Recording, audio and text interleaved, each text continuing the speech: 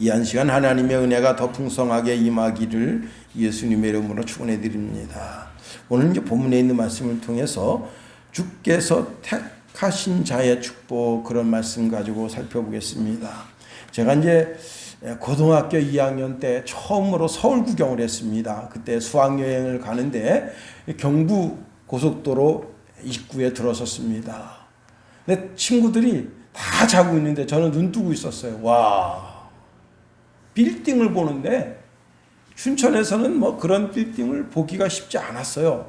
그런데 와, 빌딩이 그냥 이렇게 쳐다봐야 할 정도로 빌딩 숲이 쫙 있는데 내가 친구들더라, 야, 아파트 봐라. 다 자고 있더라고요. 눈 뜬 친구가 한두 명이었습니다. 그런 촌놈, 촌사람을 하나님께서 세우셔서 전 세계를 다니게 하셨습니다. 얼마 전에 이제 후배 목사님 전화 주셔서 이런저런 이야기하는 끝에, 목사님 코로나 끝나면 여행 좀 가요. 그래서 제가 그랬어요. 야, 이젠 동남아시아는 질렸다. 제발 이젠 선진국 좀 가보자 했습니다. 제가 어릴 때 식구가 11식구였어요. 그래서 어머니가 밥을 할 때 말 한 말 쌀을 가지고 밥을 한다, 그런 말씀을 하셨습니다. 11식구가 밥을 먹으니까 당연히 쌀이 모자랍니다. 그래서 그 집안에서 이제 쌀을 모아서 그 쌀을 잘 비축해 뒀다가 이 보릿고개 그때쯤 되면 그 쌀을 갖다가 이렇게 빌려주고 아주 높은 이자를 받는 그런 일을 하셨습니다. 당연히 우리가 식구가 많으니까 그 쌀을 다 갖다 먹게 됐어요. 그런데 한 해는 농사가 잘 안 돼서 그 쌀에 대한 이자를 낼 수 없을 정도로 삶이 힘들었습니다. 그래서 집안 어른들이 오셔서 쌀을 먹었으면 정당한 이자를 내야지 하고 아버님을 칭찬했던 그런 기억이 있습니다. 그런 가운데 우리 동네에 아주 부잣집이 있었어요. 근데 그 부잣집은 땅이 얼마나 많은지 동네 어른들이 하시는 말씀이, 그 집 땅을 밟지 않으면 다닐 수 없다. 그러면 부자죠, 그죠? 부잣집입니다. 이렇게 점심시간 때, 초등학교 때입니다. 도시락 싸온 거 딱 보면 그 친구는 늘 항상 소고기, 돼지고기, 닭고기가 있었고요. 계란 후라이가 딱 그 도시락 뚜껑을 열면 그 중앙에 딱 있었어요. 애들이 참 부러워했습니다. 제가 설교 준비하면서 그때 정말 가난하고 종종 집안 쌀을 먹지 않으면 견딜 수 없었던 그런 우리 집과 그 집을 비교했습니다. 우리 집은 가난했지만 예수가 있었고 그 집은 예수가 없었습니다. 그런데 그 친구는 십수년 전에 부자니까 술을 가까이 할 수가 있고 그렇게 하잖아요. 그래서 술을 너무 많이 먹어서 그것이 알코올성 지방간이 되고, 지방간이 간경화가 되고, 간경화가 간암이 돼서 저보다 일찍 죽었어요. 십수년 전에 죽었습니다. 사람이 무엇을 가까이 하느냐가 복입니다. 하나님을 가까이 하면 그것이 복이 되고 은혜가 되고 축복이 될 수 있지만 다 그런 것만은 아닙니다. 사람이 술과 마약과 도박과 여색을 가까이 하면 할수록 파멸의 길로 가게 되는 겁니다. 제가 이제 고등학교 때 고등학교 앞에서 자취를 하는데 친구가 나 너랑 자취하고 싶다 그러더라고요. 처음에는 그냥 흘려들었는데 자꾸 나 너랑 같이 자취하고 싶다. 그래서 그럼 그렇게 하자. 그래서 주인 어른에게 친구가 같이 자취하자 합니다. 그랬더니 그때 한 달 세가 8만 원인데 12만 원 내고 물세를 곱절로 내고, 그리고 이제 그 화장실이 옛날에는 다 이렇게 이런 식이었어요. 그냥 꽉꽉 차요. 하도 많으니까. 그 집이 이제 다 자취생들이 있는 집이라 그래서 그 세도 2배를 내라. 그렇게 해서 이제 같이 생활을 합니다. 여러분, 친구 따라 강릉 간다고 그 친구가 야 영호야 어디 한번 가보자. 그래서 갔습니다. 갔더니 그 친구가 주로 어울리는 친구들이 다 뭐하는 친구들인가 하면 이렇게 해가지고 하토 잡는 친구들이에요. 그래서 제가 어깨 너머로 고수톱을 배웠습니다. 그때 그 배운 고스톱을 제가 최 장로님한테 알려드렸어요. 아, 이런 것도 있습니다. 그랬더니 그 장로님이 그냥 어디 가서 고스톱 치면 이 고스톱 우리 김 목사가 알려준 거다고. 제가 그래서 아주 그냥 진짜 체면이 말이 아니에요. 참 부끄럽습니다. 그리고 이제 그 친구들이 그때 당시에 이제 술을 소주병, 대병 많은 걸 갖다 놓고 그걸 따라 김치에다가 따라 먹고 그렇게 합니다. 근데 그게 저하고는 안 어울려요. 저는 그냥 저녁에 책가방 들고 도서관으로 갔습니다. 이 친구가 두 번, 세 번 그런 친구들과 어울렸지만 제가 책가방 들고 도서관 가니까 나도 너 따라서 도서관 가겠다 하고 도서관에 왔습니다. 근데 저는 이제 계속 공부하죠.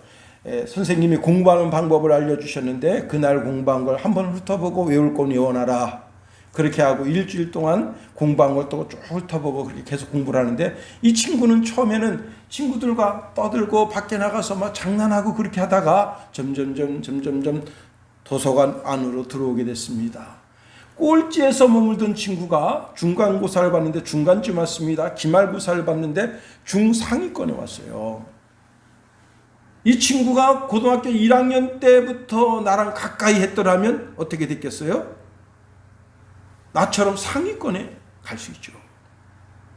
그런데 와가지고 그냥 그런 술 먹고 늘 고스톱이며 치는 친구들을 가까이 하니까 삶이 그렇게 된 거예요. 내가 너를 조금 더 빨리 알았더라면, 내가 너를 조금 더 빨리 알았더라면. 그래서 횡성에 있는 전문대를 가게 된 겁니다. 누구를 가까이 하느냐가 그렇게 중요합니다. 대통령을 가까이 하면 장관이 됩니다. 차관이 됩니다. 국방부 장관이 되고 법무부 장관이 되고 안기부 대표가 되고. 그런데 대통령 자리에서 내려와 보세요. 다 같이 청와대보다 큰 집에 들어가서 국가에서 무상으로 공급해주는 밥을 먹게 되고 권력의 무상함을 느끼게 됩니다. 내가 왜 대통령을 가까이 하게 됐나. 차라리 저 양반을 멀리 했었더라면 좋았을 텐데. 여러분 겨울에 연 날리다가 연실이 딱 끊겨요. 그러면 그대로 그냥 탁 처박힙니다. 저는 어렸을 때 연 많이 만들었어요. 방패연. 다른 사람들은 다 방패연에도 꼬리를 달아요. 왜? 연 만드는 실력이 없어서. 근데 저는 방패연에다 꼬리 안 달았습니다. 그리고 막 날리면 그게 직선으로 팍 섭니다. 사람들이 야, 너는 어떻게 연을 그렇게 잘 만드니? 근데 잘 만들기까지는 수많은 실패가 있었던 거예요. 이 연의 무게를 어떻게 하면 가볍게 할까?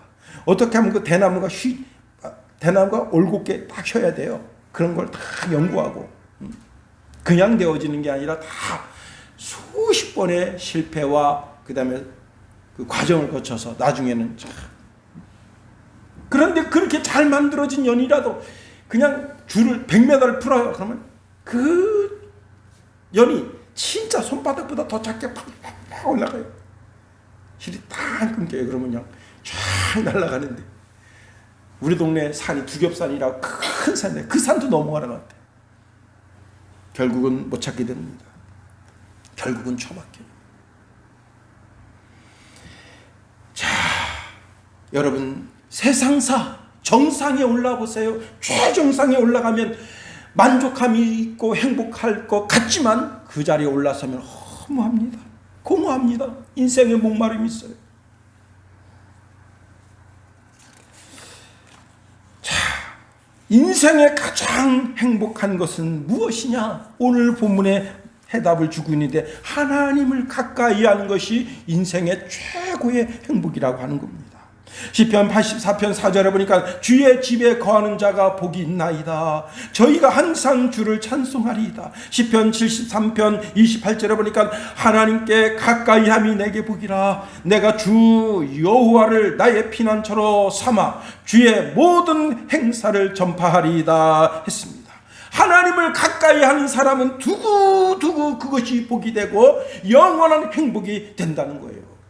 멀리 있는 잔디밭, 야, 저기 가면 앉을 곳이 있겠다 하고 가보면 막상 거기 가보면 앉을 곳이 없어요. 그리고 요즘 잔디밭에 함부로 앉으면 큰일 납니다. 왜냐? 거기 진드기가 있는데 그 진드기 물리면, 살인 진드기에 물리면 죽는 거예요. 약도 못 써보고 죽게 되는 거예요. 인생이 목표로 삼은 조그만 산을 넘어가면 저 산 너머에는 행복이 있겠지. 산 넘어가 보세요. 허무가 그 사람 심령 속에 밀려오는데 그 허무를 그 무엇으로도 자기 심령 속에서 밀어낼 수가 없는 겁니다. 그런데 하나님의 자녀가 되고 하나님의 가족이 되고 하나님을 아빠 아버지라 부르고 하나님께 가까이 나아가는 사람은 어떤 슬픔을 만나도 그 슬픔이 행복의 이유가 될 수가 있습니다. 심지어는 죽음도 그 죽음을 통해서도 기쁨이 될 수가 있어요. 하나님의 나라까지 이어지는 시온의 대로가 열려지는 거예요. 그 마음이 시원합니다. 실패해도 시원해요. 성공해도 시원합니다. 좌절해도 시원해요. 왜? 하나님이 거기서 뜻을 알려주시는 거예요. 그렇습니다. 우리는 지금 하나님의 전에 와 있습니다. 하나님 전에 최고로 가까이 와 있어요. 하박국서 2장 20절에 보니까 오직 여호와는 그 성전에 계시니 그 땅은 그의 앞에서 잠잠할지니라 하시니라. 시편 11편 4절 말씀해 보니까 여호와께서는 그의 성전에 계시고 여호와의 보좌는 하늘에 있으며 그의 눈이 인생을 통촉하시고 그의 안목이 그를 감찰하시도다 했습니다. 솔로몬이 성전을 봉헌할 때 하나님께서 솔로몬에게 약속을 주십니다. 그게 뭐냐면 내 마음이 성전에 있다는 거예요. 지금도 하나님은 교회에, 우리가 지난 시간에 요한계시록 3장 7절에서 13절 말씀 살펴봤잖아요. 우리 주님께서 희고 빛난 옷을 입으시고 교회를 다니시면서 성도들 심령을 만져주십니다. 찬송할 때 만져주시고 기도할 때 만져주시고 설교 말씀 들을 때 몰랐던 거 깨닫고 그 마음을, 그 영혼을 만져주십니다. 강하게 해주시는. 그러니 오늘 지금 이 시간에 온 천지 만물을 창조하신 창조주 하나님이 우리 순양교회를 이렇게 들여다보시고 내 눈과 내 귀가 항상 거기에 있다 그랬어요. 여러분, 우리 대한민국 대통령은, 대통령궁이 우리나라 서울 1번지 거기에 있어요. 그런데 우리나라 대통령이 나 대통령궁을 저 평양에도 하나 만들고 일본 도쿄도에도 하나 만들고 저기 중국에 있는 베이징에도 하나 만들고 러시아 함부르스크인가 거기도 하나 만들고 난 전 세계 많이 만들고 싶다. 그러면요 세계 전쟁이 일어납니다. 대한민국 없어져요. 왜? 대통령궁은 한 군데만 있어야 되는 거예요. 그런데 하나님의 궁은 전 세계 모든 산봉우리마다 하나님의 전이 선다 있어요. 전 세계 예수 그리스도를 구주로 영접한 모든 곳은 다 하나님의 궁입니다. 하나님의 집이에요. 거기에 하나님이 계십니다. 하나님이 거기 빤히 쳐다보고 있습니다. 불꽃 같은 두 눈동자로 보고 계셔요. 지금 우리를 보고 계시는 거예요. 마태복음 18장 20절에 보니까 두세 사람이 내 이름으로 모인 곳에 나도 그들 중에 있느니라고 말씀하십니다. 그런데 이 하나님의 집에 아무나 올 수 있는 게 아닙니다. 하나님이 그 사람을 이끌어 주셔야 돼요. 오늘 보면 4절 말씀 보세요. 주께서 택하시고 가까이 오게 했다요. 아니 내가 친구 따라 강남 간다고 친구가 야 우리 교회 와라 우리 교회 와라 그렇게 여러 번 꼬셔서 그냥 내가 이렇게 온 건데 무슨 하나님이 나를 이끌었어. 아니 내가 태어나 보니까 목사 아들이야. 그래서 할 수 없이 교회 간 건데 아니 뭐 하나님이 날 이끌었어. 아닙니다. 하나님의 이끄심이 없으면 교회에 올 수가 없어요. 우리가 오늘 본문에 있는 말씀을 통해서 몇 가지로 한번 살펴보려고 하는 겁니다. 먼저 나는 하나님이 직접 선택함을 입었다는 사실입니다.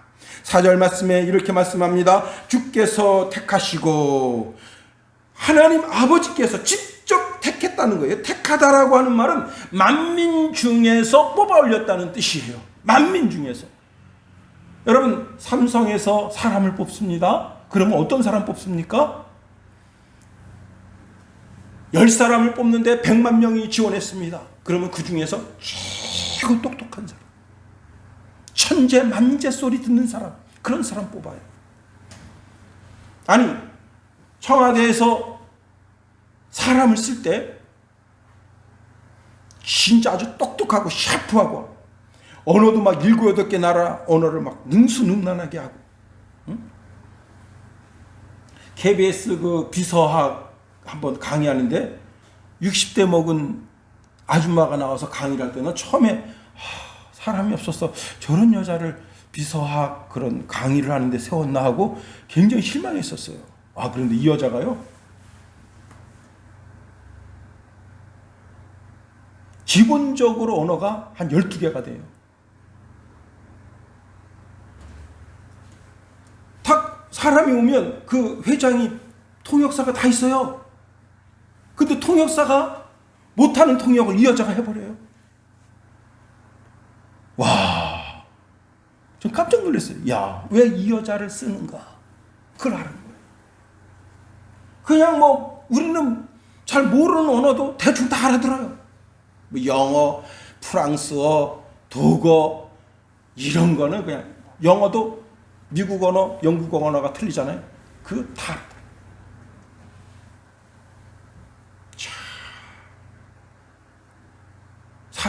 세상 사람들은 쓰면 그런 똑똑한 사람 써요. 그런데 하나님이 사람을 뽑는 방법이 틀려요.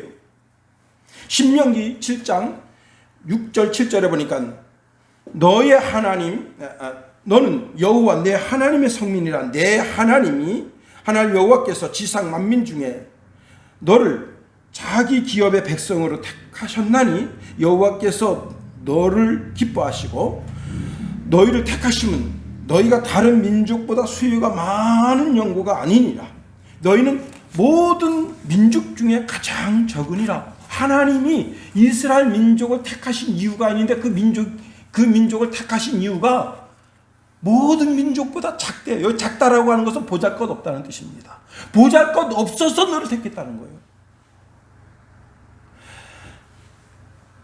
사도 바울이 하나님이 사람을 택하시는 것을 보니까 고린도전서 1장 26절 29절에 이렇게 말씀하고 있습니다. 형제들아, 너희를 부르심을 보라. 육체를 따라 지혜 있는 자가 많지 아니하며 능한 자가 많지 아니하며 문벌이 좋은 자가 많지 아니하도다. 그러나 하나님께서 세상에 미련한 것들을 택하사 지혜 있는 자들을 부끄럽게 하려 하시고 세상에 약한 것들을 택하사 강한 것들을 부끄럽게 하려 하시며 하나님께서 세상에 천한 것들과 멸시받는 것들과 없는 것들을 택하사 있는 것들을 폐하려 하시나니 이는 아무 육체라도 하나님 앞에서 자랑하지 못하게 하려 하심이라. 하나님의 선택하심을 보니까 하나님은 세상에 천하고 멸시받고 지혜도 없고 지식도 없고 그런 사람들을 택해서 그 사람들 속에 하나님의 지혜와 하나님의 능력을 덧입혀서 세상에 만방에 뛰어나게 하셔서 하나님 믿는 사람은 이렇게 된다고 하는 것을 보여주기 위해서 그런 사람만 일부러 택하신다는 거예요. 그런데 이런 선택함이 즉흥적으로 된 것이 아니라 창세 전에 하나님이 그 선택하심을 계획했다는 거예요. 내가 전도지 받고 그 전도지 받고 계속 교회 좀 나와주세요 그래서 할 수 없이 그래서 나왔는데 그게 아니었다는 거예요. 창세 전에 나를 하나님이 내 이름도 아셨고 나를 택하여 주셨다.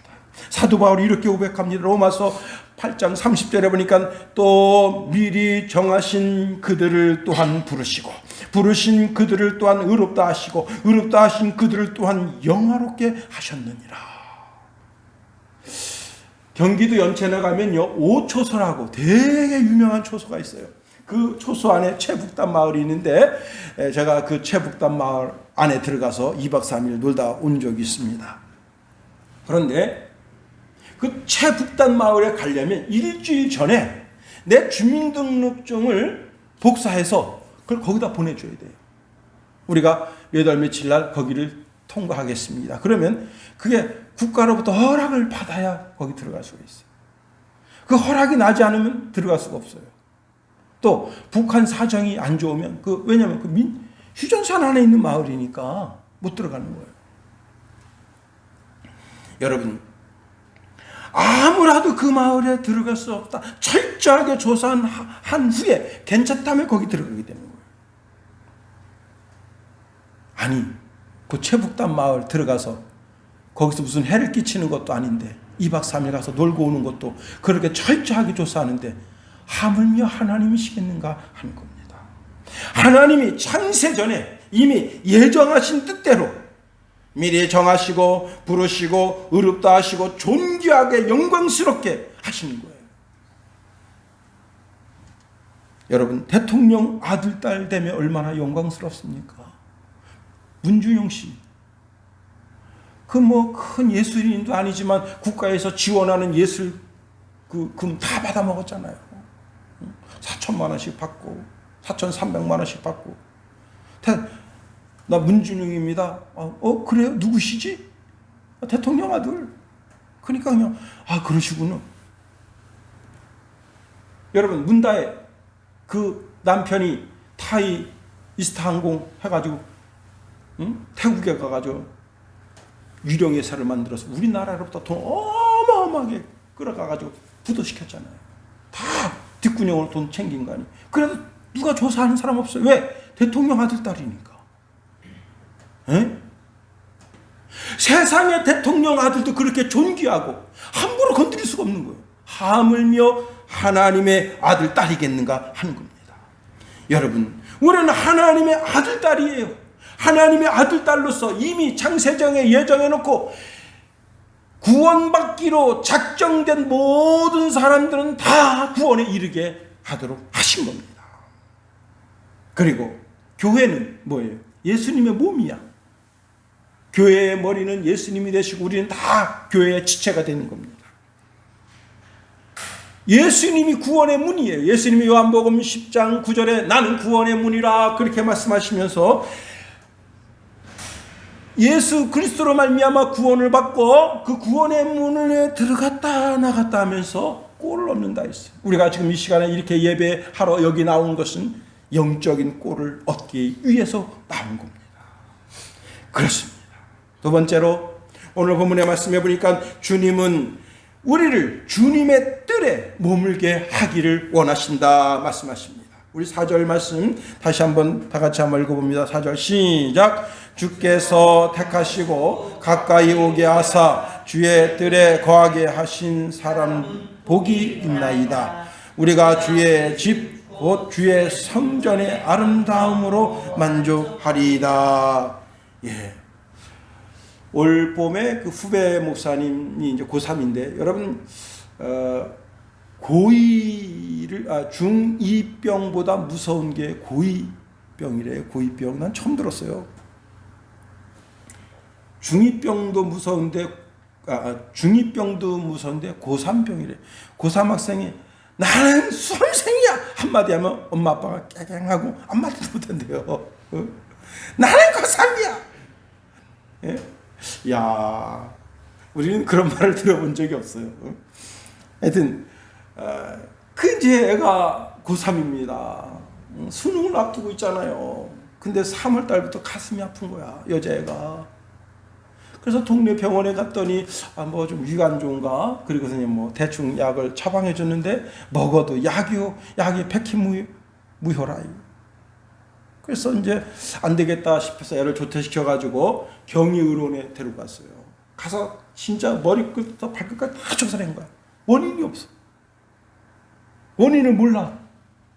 그래가지고 의사가 어떻게 하기로 했냐면 이 심장을 열어서 심장 조직을 뜯어내고 그 다음 폐를 열어서 폐 조직을 뜯어내서 조직 검사를 해봐야 되겠다는 거예요. 내일이 이제 그 조직 검사하기 위해서 오늘 입원을 했어. 근데 그 전에 이제 많은 목사님들이 그 아기를 위해서 기도했어. 여러분, 고3짜리 심장을 열어서 조직을 뗀다. 와, 그 부모가 얼굴이 사색이 되는 거 아니에요. 응? 무슨 병명도 모르고. 그래가지고 이제 딱 조직을 떼내려고 그랬는데 월요일날 입원을 했습니다. 그리고 탁 했는데 폐 거기서 이제 뭐 이게 조직을 딱 떼어가지고 딱 보니까 결핵균이 나온 거야. 당장 전화 와서 목사님 기도해 주셔서 감사합니다. 아니 뭐가요? 우리 딸이요 심장을 안 열어도 될게. 와, 심장 열면 어떻게 되겠어요? 여러분, 딸아이가 다 낳은 것도 아니고 수술하지 않아도 되는 폐결핵이라 6개월 동안 약만 잘 먹어도 하나님께 감사하는데, 여러분, 폐나 심장을 열어서 원인을 밝히려 했던 것이 폐결핵으로 밝혀진 것만으로도 감사하는데, 우리는 그 정도가 아니에요. 우리는 지옥불에 떨어질 인생이었는데 그 인생을 하나님께서 구원해 주셔서 성소의 그 뜰에 머물게 한다는 거예요.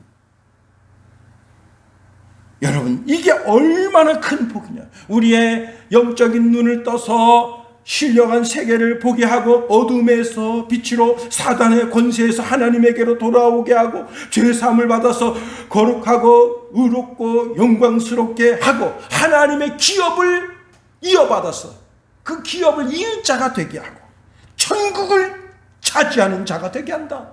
그러니 여러분, 우리는 또 감사할 수밖에 없는 거예요. 오늘 본문에 주의 뜰이라고 하는 말은 제사장이 들어가는 뜰이 아니라 일반 성도들이 들어가는 뜰인데 성소의 한 구역을 이야기하는 겁니다. 특별히 이 구절 중에 거하게 하신 그 말뜻은 뭐냐면 하나님과 아주 친밀한 영적인 교제가 있게 한다는 거예요. 여러분, 목사와 성도 사이 그 참 껄끄러운 사이예요. 왜? 목사는 늘 항상 성도의 잘못을 보거든. 그래서 목사가 집사님 봅시다. 야, 세연아 한번 얼굴 보자. 그럼 뭐 하는 거예요? 지적질 하려고. 야, 너 그 신앙생활 그렇게 하면 되겠어? 지적질 하려고. 목사와 성도는 늘 가장 가까운 관계면서 껄끄러운 관계예요. 그런데 아버지와 아들의 관계는 어떻습니까? 하나님이 나의 아버지시. 내가 하나님의 아들인데. 아버지. 그러면 아들아. 이 세상에 그 관계보다 더 친밀한 관계가 없어요. 부부 관계보다 더 친밀한. 부부 관계는 깨어질 수가 있어. 그러나 아버지와 아들 관계는 깨어질 수가 없는 거예요. 가장 친밀한 관계가 어디서? 그 뜰에서 이루어지는 거예요. 여러분, 지금 여기 여러분은 하나님의 뜰에 와 있는 거예요. 여기서 하나님과의 친밀한 관계가 이루어져야 되는 거예요. 하나님의 이름을 불러봐야 되는 거예요. 하나님 아버지. 한번 불러보세요. 하나님 아버지. 주의 전에 와서 하나님 아버지. 내가 한 주일간 잘 산다고 했지만 또 잘 못 산 것도 있기도 하고 뭐 잘 산 것도 있기도 하고 뭐 그러네요. 응? 그 뜰에서 영적인 교제가 있는 거예요. 그렇습니다. 이 뜰이 어떤 뜰이냐? 사망에서 생명으로 옮긴 뜰이에요. 요한복음 5장 24절에 보니까 내가 진실을 너희에게 말한다. 내 말을 듣고 또 나 보내신 이를 믿는 자는 영생을 얻었고 심판에 이르지 아니하나니 사망에서 생명으로 옮겼다. 여러분, 예수 믿는 사람은 새로운 영적인 주소지가 생긴 사람들이에요. 영적인 주소지가. 여러분이 태어나면 아버지가 기쁜 마음으로 그 이름을 동사무소에 가서 이름을 탁 등록합니다. 얘는 서울, 광진구, 자양동 어디서 태어났다. 얘는 수원, 관상구 어디서 태어났다. 이게 딱 그런 것처럼 여러분의 이름이 지금 천국에 거기에 딱 주소지가 딱 기록되어 있을 뿐만 아니라 그 이름이 하나님의 손바닥에 새김받았다. 그래서 사도 바울은 빌립보서 3장 20절에 우리의 시민권은 하늘에 있다 말한 거예요. 세 번째로, 우리는 다 복을 받을 수밖에 없는 사람들이에요. 오늘 여기 본문에 복이 있나이다 그랬습니다. 교회는 구원의 집일 뿐만 아니라 축복의 집이다. 시편 118편 26절에 보니까 여호와의 이름으로 오는 자가 복이 있으며 우리가 여호와의 집에서 너희를 축복하였도다. 교회는 축복의 집이다. 오늘 보면 중간절 말씀에도 보면 주의 뜰에 살게 하신 사람은 복이 있나이다. 우리가 주의 집 곧 주의 성전의 아름다움으로 만족하리이다 말씀했습니다. 하나님 우리 영혼에 만족함을 주시는 분입니다. 우리 삶에 만족함이 있게 하시는 분이에요. 그리고 하나님은 우리가 부자가 되게 하시는 분이에요. 신명기 6장 8장 7절 8절 말씀해 보니까 내 하나님 여호와께서 너를 아름다운 땅에 이르게 하시나니 그곳은 골짜기든지 산이든지 시내와 분천과 샘이 흐르고 밀과 보리의 소산지요 포도와 무화과와 석류와 감람나무와 꿀의 소산지라. 모든 것이 다 있어서 부족함이 없다. 예수 믿는 사람은요, 하나님이 복을 받도록 시스템을 바꿔준 사람이에요. 세계 지도를 쫙 펴놓고 잘 보세요.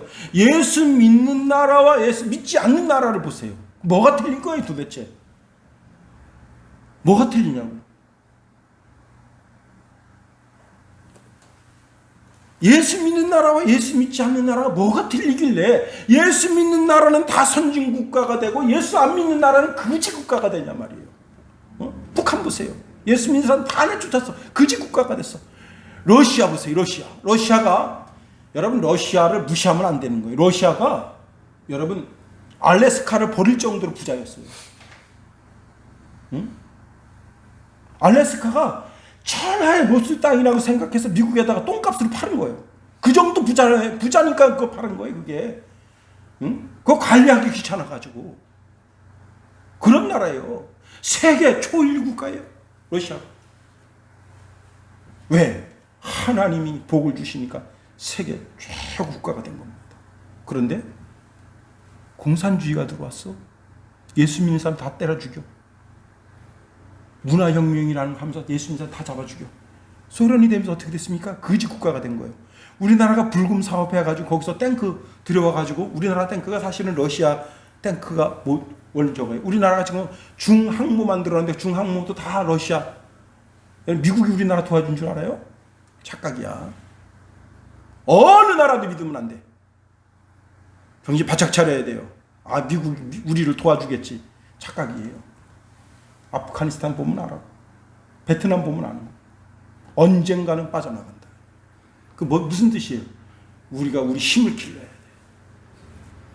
핵무기도 만들고, 그 이상의 무기도 만들어야 돼. 우리나라 한국 사람이 얼마나 머리가 똑똑합니까?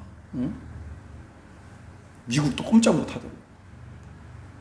중국, 러시아, 일본 꼼짝 못하도록. 그렇게 만들어야 돼요. 여러분이 만들어야 돼요. 여러분, 예수 믿는 사람은 왜 다 잘 사는 거예요?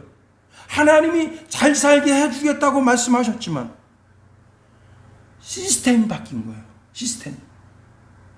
시스템이 복받는 시스템으로 바뀐 거예요. 삶의 체계가 복받는 삶의 체계로 바뀐 거예요. 오늘까지 예수 믿고 정직하고 성실하게 살면 부자가 안 될 사람이 없습니다. 서재일 목사님이 쓰신 글을 제가 여러분에게 소개합니다. 자기 교회 집사 중에 아주 개떡 같은 집사. 목사 속을 얼마나 썩이는지. 이건 교회에 나오는 건지 안 나오는 건지. 평생 가도 11조도 제대로 안 하고 감사헌금도 제대로 안 하고 늘 술에 쪄들어 있고. 그러던 그가 어느 날 목사님 저는 이제부터 신앙생활 잘 해보랍니다. 그래요? 그러더니 이분이 삶이 달라졌어요. 하여튼 어떤 게 삶의 기회가 돼서 그랬는지 몰라도 그때부터 새벽 예배도 나오고 11조 생활도 하고 감사 생활도 하고 쭉 그렇게 생활을 합니다. 그 목사님 참 기특하다. 그러면서 이제 먹던 술도 끊고 담배도 끊고 정직하고 성실하게 사는데 그렇게 한 6, 7개월 살게 됐어요. 그 삶이 조금씩 나아지는 게 보여요. 사람이 얼굴색이 달라지고 그 가정에 웃음이 있고 기쁨이 있고 즐거움이 있는 게 보여요. 그런데 하루는 이제 그 자기 사업에 쓰려고 100만 원을 이제 그 달러 이자를 줘가지고 100만 원을 꿨어. 지금 100만 원이야 까짓거 아무것도 아니지만 그때 100만 원은 1000만 원보다 더 큰 돈이에요. 그래서 꺼가지고 탁 자전거 여기다 놓고 자전거를 타고 막 가는데 이 주머니가 뜯어진 거예요. 그래가지고 서울 한복판 거기서 덜렁덜렁 되면서 그 돈이 떨어진 거예요. 1시간 동안 자전거 타고 집에 와서 주머니를 딱 여니까 돈이 없네. 아이고 하나님 큰일 났습니다. 이게 어떤 돈인데 하나님 어떡하면 좋습니까? 하나님 이제 이거 가지고 사원들 월급도 주고 그렇게 해야 되는데 하나님 큰일 났습니다. 하나님 마음속에 다시 돈을 찾으러 올라가라. 자전거 타고 올라갑니다. 그 서울 한복판 복잡복잡한데 그냥 그날따라 어떤 사람이 쓰레기를 잔뜩 버려가지고 길바닥에 쓰레기가 막 넓어져 있는데 저기 딱 봐도 돈인 게 보여요. 사람들 수십 명이 밟아가지고 앞뒤가 시커멓게 됐는데 탁 여니까 자기 돈이에요. 그 돈 당장 들고 귀에 와서 목사 하나님 지켜주셨네. 이야, 여러분 예수 믿으면서 그런 맛이 있어야 되잖아. 응? 네, 선배 목사님 흉준볼랍니다. 이 목사님이 이제 신학교 가기 전에 사업을 해서 사업이 잘 돼요. 응? 자기 쪽방에다가 이렇게 사업체를 냈는데 사업이 잘 돼. 그런데 사업을 하다 보면 이런 경우가 있어요. 내일 모레면 돈이 들어오는데, 응? 내일 모레면 돈이 들어오는데 이 돈이 11조를 안 내고 이 돈을 미리 쓰면 나중에 돈이 들어오면 그 11조를 내야지 하는 마음이 생긴 거야. 그래서 이분이 11조를 안 내고 그 돈을 써버리고 그 다음 주 돈이 들어오면 그 돈을 쓰려고 그래서 거기서 11조도 내고 그런 마음을 먹었어. 그래가지고 이제 그 자기 삶의 계획대로 3일 있다가 돈이 들어왔어요. 자, 돈을 찾아가지고 이제 시내버스를 타고 줄줄줄 가는데, 그거를 이제, 쓰리꾼들이, 옛날에 쓰리꾼이 되게 많았었어요. 쓰리꾼들이 돈인 사람 한 번에 알아봐. 그래서 그거를 비늘 위에 싸가지고 손에다 이렇게 뚫친 감은 거야. 그리고 이렇게 딱 잡은 거야. 이렇게 자꾸 가는데, 구벅 줄다가 이게 풀린 걸 모르는 거야. 창 너머로 돈 3뭉치가 떨어진 거예요. 떨어지는데 그걸 본 거야. 그래서 그 버스 기사한테 기사님 버스 좀 세워주세요. 버스 좀 세워주세요. 했더니 여기는 세우면 안 됩니다. 지금 제 돈이 떨어졌습니다. 그 나중에 와서 찾으시오. 여기 세우면 제가 심화서 쓰고 제가 좀 있으면 개인 택시 받아야 되는데 그게 문제가 생깁니다. 안 됩니다. 얼마나 가면 됩니까? 15분 정도 가면 버스가 서게 됩니다. 그래서 차창 너머를 이렇게 보는 거예요. 보는데 어떤 용달차가 쭉 오더니 딱 쓰더니 그 3뭉치를 다 주워갑니다. 그래서 번호를 보려고 하는데 번호가 먼지 때문에 비포장도에서 먼지여서 보이지 않아요. 그래가지고 15분 거리 가는데 정거장에 섰어요. 거기서 내려가지고 길은 그 길 하나뿐이야. 그래서 이제 다시 이제 역으로 가는 겁니다. 역으로 그 차를 만나려고 가는데 이제 그 차가 어느 순간에 이 버스를 진출해서 딱 가버려요. 그래가지고 차를 기다리는 거야. 막 차를 기다려. 어떤 이제 옛날에 이게 바퀴 3개짜리가 있었어요. 그게 왔어. 와가지고 세워서 왜 그러시오? 내가 자초지정 이야기하는 거 그럼 내가 그럼 태워다 주겠어. 그래가지고 그 길이 하나니까 쭉 왔는데 한참 가다가 길이 두 갈래가 딱 갈라진 거예요. 이 사람이 이렇게 말하면 나는 이쪽 길로 가야 되는데 어떻게 하면 좋겠어? 그럼 글로 가보십시다. 결국은 못 찾았어요. 그래서 그때부터 실망이 돼가지고 자기 집으로 오는데 너무 멀리 온 거야. 100km 이상, 그 이상 온 거야. 그러니까 그걸 너무 실망해서 터벅터벅 걸어가는데 3일길 걸어간 거야. 3일길. 집에서 난리 났어. 돈 찾으러 간 사람이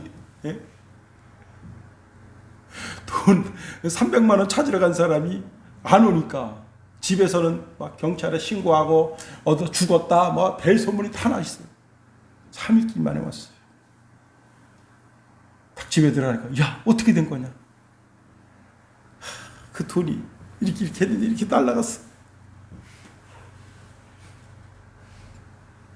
그래서 이렇게 됐어요. 살아서 돌아온 것만 해도 다행이다. 여러분, 하나님은 우리에게 하나님의 부요를 밀어 넣어 주시기를 원하십니다. 그래요. 세상 사람들은 정상에 올라가 봐도 별거 아니네. 인생 허무하구만. 뭐 이거 삶의 의미가 없구만. 그때부터 타락하기 시작합니다. 급속도로 타락하기 시작합니다.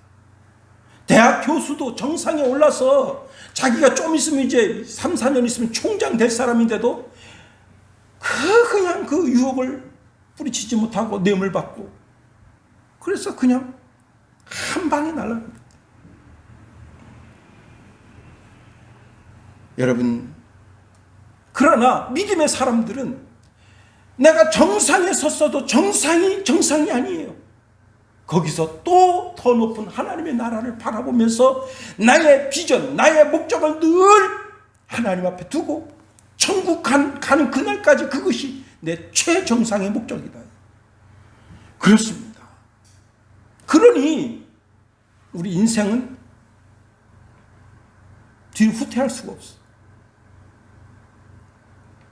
한 장로님 이야기하면서 말씀을 마치려고 그래요. 이 장로님이 이제 투스타로 전역을 하게 됐어요. 투스타로 전역을 하니까 여러분 이제 얼마나 가슴 뿌듯하고 마음이 좋아요.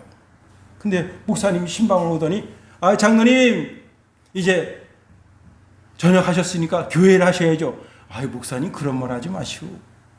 아닙니다. 그 다른 젊은 장로들은 다 충성봉사했는데 이제 전역했으니까 더 열심히 교회 일 하셔야죠. 새벽 예배도 나오시고 그렇게 하셔야죠. 목사님 그런 말 하지 마시오. 내 이 나이에 무슨 교회 일을 하겠습니까? 근데 목사님 자꾸 권고를 하니까 이분이 그때부터 다시 이제 군생활 아닌 군생활이 시작됐습니다. 자기 생각에 목사님은 대통령이고 자기는 여직 사단장이에요. 그래서 열심히 새벽 예배를 나오고 그리고 이제 목사님이 오늘 저랑 같이 신방 가십시다. 그래가지고 같이 또 가서 대도 안 되는 기도 시킬까봐 막 걱정하고 있는데 기도문 써가지고 또 누구 기도시키면 그 기도문 쭉 읽고 그렇게 하면서 신앙생활합니다. 다른 같은 전역한 동기들을 보니까 동기들은 맨날 골프나 치러 다니고 그러다 사고 칩니다. 하나님이 나를 정직의 길로 성실한 길로 나를 인도하시는구나. 그러다가 목사님이 장로님은 한번 신학 공부를 한번 해보시오. 내 나이에 무슨 신학 공부. 그래가지고 저랑 같이 신학교 공부하고 목회하시다가 지금 은퇴하셨어요. 여러분, 하나님은 그 길을 인도하신다. 어디로? 하나님의 나라까지. 최고 행복한, 최고 영화로운 길로 인도하신다. 기도하겠어요. 하나님 감사합니다. 하나님 우리를 늘 인도하시고 주관하시고 최고의 복으로 덧입혀 주시는 것을 감사드립니다. 하나님 우리를 불러주셔서 주의 뜰에 거하게 하시고 하늘의 신령한 복을 받게 하시니 감사한 것뿐입니다. 우리 귀한 믿음의 권속들 평생에 하나님의 신령한 복을 받아 누리는 주의 백성 다 되도록 주장해 주소서. 예수님 이름으로 감사하며 기도합니다. 아멘.